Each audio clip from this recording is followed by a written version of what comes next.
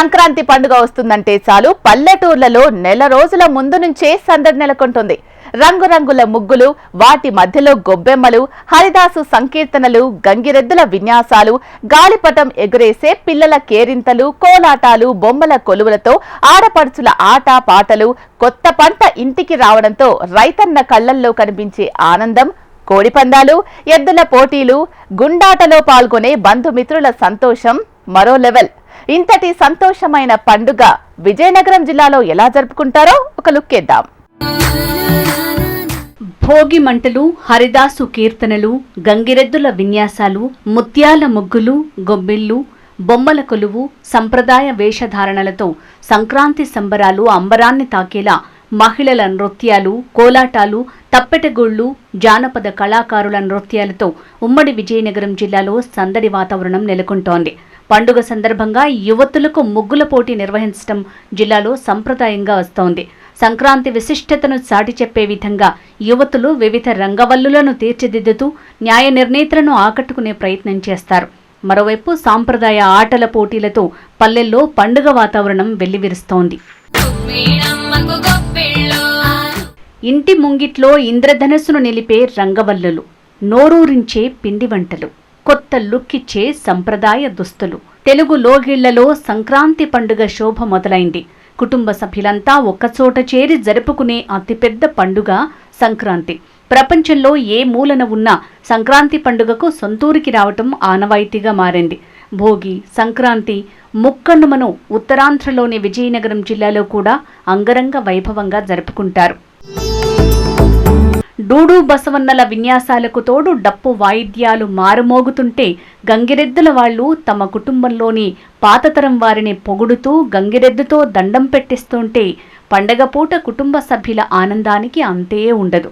తప్పెటగోళ్లు, కోలాటాలతో పాటు పలు సాంస్కృతిక కార్యక్రమాలు, సంప్రదాయ పిండి వంటలు, ప్రత్యేకంగా సంక్రాంతి విశిష్టతను తెలిపే వివిధ రకాల ముగ్గులు వేయటం పండుగ విశేషం. విజయనగరం జిల్లాకు కీర్తిని తెచ్చిపెట్టే విధంగా మహిళలు పెద్ద ఎత్తున ప్రతి ఏడాది ఈ సంక్రాంతి సంబరాలు అంబరాన్ని తాకేలా జరుపుకోవటం ఇక్కడి ప్రత్యేకత. భోగి మంటలనేవి కేవలం చలి తీవ్రత నుంచి తప్పించుకునేందుకు మాత్రమే కాదు, ఆరోగ్య ప్రయోజనాల కోసం భోగి మంటలు వేయటం అనాదిగా వస్తోంది. సంక్రాంతి పండక్కి సరిగ్గా నెల రోజుల ముందు ధనుర్మాసం ప్రారంభమవుతుంది. ఈ సమయంలో ఇంటి ముందు పెట్టిన గొబ్బెమ్మలను పిడకలుగా చేసి వాటినే భోగి మంటల్లో వేస్తుంటారు. పిడకల్ని కాల్చటంతో గాలిలో ఉండే సూక్ష్మజీవులు నాశనమవుతాయి. చలికాలం కావడంతో శ్వాసకోశ వ్యాధుల నుంచి ఉపశమనం లభిస్తుంది. మన తెలుగు వారందరూ జరుపుకునే పండుగల్లో అతి ప్రాముఖ్యమైన పండుగ సంక్రాంతి. సంక్రాంతి రోజున అందరూ కూడా భోగి, మకర సంక్రాంతి, కనుమ అనే పండుగ చాలా భక్తి శ్రద్ధలతో జరుపుకునే పండుగ. ఎందుకంటే సూర్యుడు మకర రాశిలో ప్రవేశించడానికి ముందు జరుపుకునే పండుగ ఇది.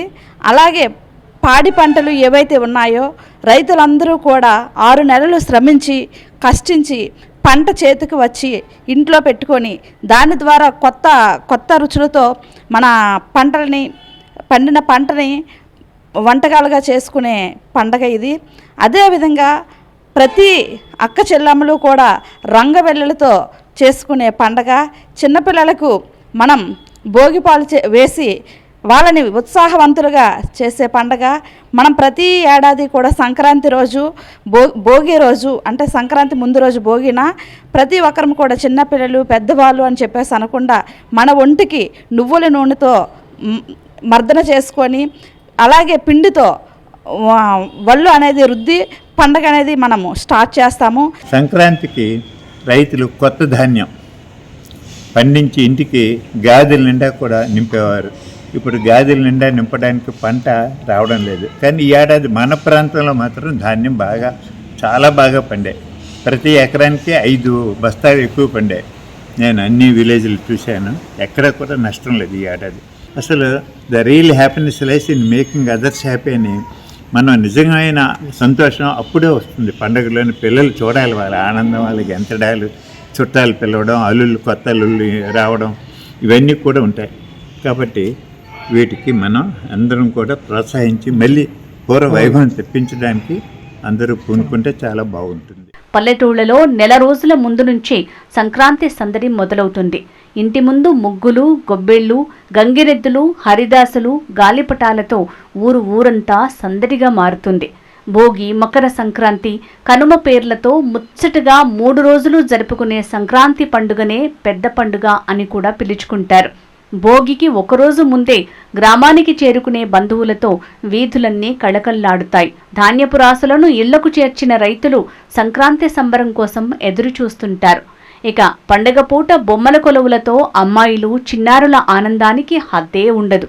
సంక్రాంతి అంటే మనం చక్కగా భోగి రోజు భోగి మంటలతోటి, భోగి పళ్ళుతోటి చిన్నపిల్లలందరికీ భోగి పళ్ళు పోస్తారు.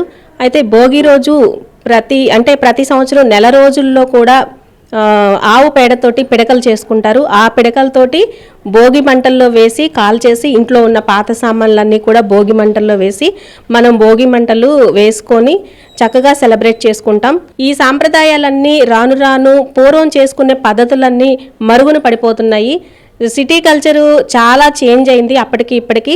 సంక్రాంతి అంటే ముగ్గులు పండుగ, అంతేకాకుండా పల్లెటూరులో రైతులకి చాలా ఆనందకరమైన పండుగ. ఎందుకంటే ధాన్యం బస్తాలన్నీ ఇంటికి వచ్చిన వేళ అందరూ ఆనందంగా సెలబ్రేట్ చేసుకుంటారు. వాళ్ళ దగ్గర సంవత్సరం మొత్తం కష్టపడతారు కాబట్టి వాళ్ళకి డబ్బులు వచ్చిన పండుగనే చెప్పుకోవచ్చు. పూర్వం పిల్లలందరికీ ఒక మంచి పెద్ద పండుగగా భావించేవాళ్ళం. ఇంకా సంక్రాంతి నెల 2 నెలలు ముందుగానే పిల్లలకి బట్టలు తీయడం దగ్గర నుండి అన్ని వస్తువులు కొనడం, ఇల్లుకి సున్నాలు వేసుకోవడం, ఇవి ముందుగా నెల ముందే అన్నీ రెడీగా అయ్యేవి. కానీ ఈనాడు అది ఎక్కడ కనబడడం లేదు. పిల్లలు భోగి మంటకి అప్పుడు రెడీగా కర్రలు కొట్టి దూరం వెళ్ళి ఎండబెట్టి భోగి పండుగ జరుపుకునేవారు. ఇప్పుడు అసలు భోగి పండుగ అంటే నేటి పిల్లలకి తెలియదు. కేవలం సెల్ తప్పించి అధికంగా వాళ్ళకి జ్ఞానం లేదు. సంక్రాంతి ప్రాచీన హిందువుల్లో పండుగల్లో అతి ముఖ్యమైనది, పెద్ద పండుగ అని. మన పెద్దలు, చనిపోయిన వాళ్ళ పెద్దలందరికీ కూడాను ఆ రోజు మనం తలుచుకుంటూ వాళ్ళకి బట్టలు పెట్టడం ఇవన్నీ చేస్తూ ఉంటాం. సంక్రాంతికి చేసే పిండి వంటలకు కూడా ఎన్నో ప్రత్యేకతలున్నాయి. ఇంటికి చేరిన కొత్త ధాన్యంతో అన్నం వండుకొని తినడానికి పనికిరాదు. ఎందుకంటే అప్పుడప్పుడే వచ్చిన ధాన్యంతో చేసిన అన్నం తింటే అరగదని పెద్దలు చెప్తుంటారు. అందుకే ఈ అన్నానికి బెల్లం జోడించి పరమాన్నంగా వండుతారు. ఇంకా కొత్త ధాన్యాన్ని పిండిగా మార్చి అప్పాలు, అరిసెలు, సకినాలతో పాటు నోరూరించే ఇతర పిండి వంటలు చేస్తారు. మరోవైపు మాంసాహారం తినే ఇళ్లలో అయితే కనుమ రోజు కోడికూర, గారెలు లేని ఇల్లుండదంటే అతిశయోక్తి కాదు. సంక్రాంతిలో భాగంగా ఈ రంగవల్లులు అనేటువంటిది సంక్రాంతి నెల రోజులు ఉన్న దగ్గర నుండి కూడా రంగవల్లులు అనేది అనాదిగా వస్తున్నటువంటి మన సంస్కృతి సంప్రదాయం. అసలు రంగవల్లులు ఎందుకు ప్రాచీన కాలం నుంచి పెట్టారు అంటే మన క్రిమి కీటకాలు అనేకమైనవి ఉంటాయి కదండి. అంటే మానవులతో పాటు 16 జాతులని బ్రహ్మ పుట్టించాడని మన పురాణ శాస్త్రాలు చెప్తాయి. అటువంటి వాటిలో ఈ క్రిమి కీటకాలు ఉంటాయి కదా. మనం వేసినటువంటి ఇంటి ముందు వేసినటువంటి పేడతో అలికి మన వరిపిండితో పెట్టినటువంటి ముగ్గుల మీద క్రిమి కీటకాలు వచ్చి ఆ వరిపిండిని అవి కూడా ఆహారంగా స్వీకరిస్తాయి. అంటే భూమి మీద ఒక మానవుడే కాదు, క్రిమి కీటకాలు అన్నీ కూడా జీవించడానికి హక్కు ఉంది అని చెప్పడానికే ఆనాటి మన ప్రాచీన సంస్కృతి సంప్రదాయాలు భాగంగా రంగవల్లులు అనేటువంటిది వచ్చిందండి. కల్చర్లో అయితే అవి మనం కొన్ని చూడలేకపోయినా కానీ ఇవన్నీ అయితే మా చిన్నతనంలో అయితే చాలా బాగా జరిగేవి. ఈ విధంగా సంక్రాంతి పండగ అయితే మనకి ముఖ్యంగా గుర్తుకొచ్చేది పిండి వంటలు, అరిసెలు, కోళ్ల పందాలు, అలాగే ఎద్దుల పందాలు, అలాగే హరిదాసులు, గంగిరెద్దులు, ఈ విధంగా రకరకాల అయినటువంటి మన యొక్క కల్చర్ ఇది మనం మ్యాక్సిమం అయితే తెలుగు రాష్ట్రాల్లో, తమిళనాడులోనే ఫాలో అవుతూ ఉంటారు. మిగిలిన రాష్ట్రాల్లో కూడా చాలా అంటే ఉత్సాహంగా ఇంత బాగా చేసుకుంటారా సంక్రాంతి అనే విధంగా అయితే మన యొక్క సాంప్రదాయం అయితే పక్కన వాళ్ళకి అనిపిస్తూ ఉంటుందనే ఇంతకుముందు అయితే మన ఫెస్టివల్స్లో సంక్రాంతి చెప్పుకోదగ్గ అంటే ఫెస్టివల్ చాలా పెద్ద పండుగ అని కూడా అంటారు. మనకి సంవత్సరంలో 3 రోజుల పాటు చాలా ఇంటిళ్ళ పాది కూడా కలుపుకొని చేసుకోవాల్సిన పండుగనే చెప్పుకోవాలి. భోగ భాగ్యాలతో మనం ఇంకా అంటే సంపదలతో ముందుకు వెళ్ళాలని చెప్పేసి భోగి పండుగ తెలియజేస్తూ ఉంటుంది. అయితే సూర్యుడు ఉత్తరాయణ పదంలో అడుగు పెడుతుండటంతో భోగి నుంచి సర్వద్వారాలు తెరిచి ఉంటాయని పురాణాలు చెప్తున్నాయి. అందుకే అతిపెద్ద పండుగ అయిన ఈ సంక్రాంతిని ఎంతో ఘనంగా జరుపుకుంటారు. ఇది కొన్ని ప్రాంతాల్లో 3 రోజులు భోగి, మకర సంక్రాంతి, కనుమగా, ఇతర ప్రాంతాల్లో అయితే 4 రోజులు జరుపుకుంటారు. 4వ రోజు ముక్కనుమగా జరుపుకుంటారు. అందుకే సంక్రాంతిని పెద్ద పండుగ అంటారు.